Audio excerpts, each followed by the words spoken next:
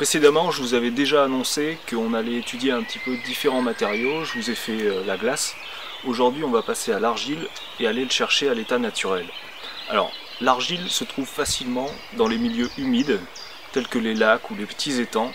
Lorsque ceux-ci sont vidés de leur eau, on peut aller chercher au fond et trouver facilement de l'argile.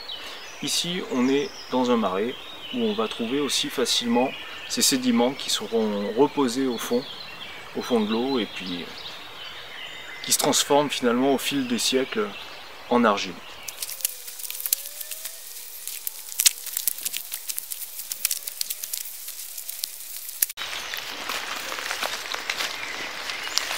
Alors là, on commence à voir les sédiments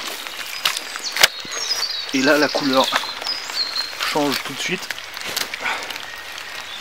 Il s'agit d'argile. Bon, elle n'est pas pure, mais elle est quand même correcte. Donc on va récupérer ça. Et dans un seau. Ça, hop.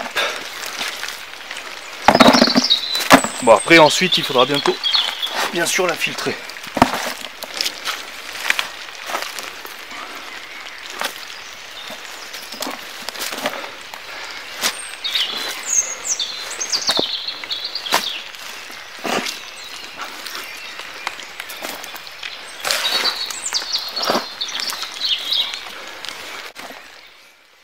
Une fois la terre ramassée et traitée, on va faire quelques petits tests de cuisson en atelier pour déterminer les différents paliers de température, savoir à quelle température la terre va cuire parfaitement.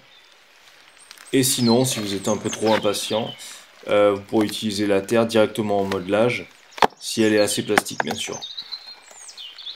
Vous voyez finalement qu'il est assez facile de trouver ce matériau directement dans la nature, d'autant qu'il est assez cher dans le commerce, donc l'avoir gratuitement par des personnes évidemment que vous connaissez. N'allez pas sur un terrain pour faire des trous un peu partout, ça se fait pas.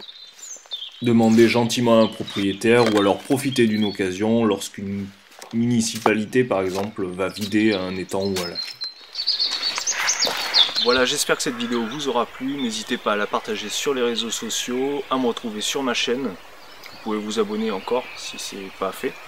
Ah oui, n'oubliez pas de boucher vos trous avant de partir. Allez, on se retrouve dans une autre vidéo. Restez créatifs et à très vite. Je t'en parlais il y a quelques secondes, alors abonne-toi. Retrouve-moi sinon sur Facebook, Twitter et mon site internet. Sinon, tu peux consulter mes autres vidéos, bien sûr.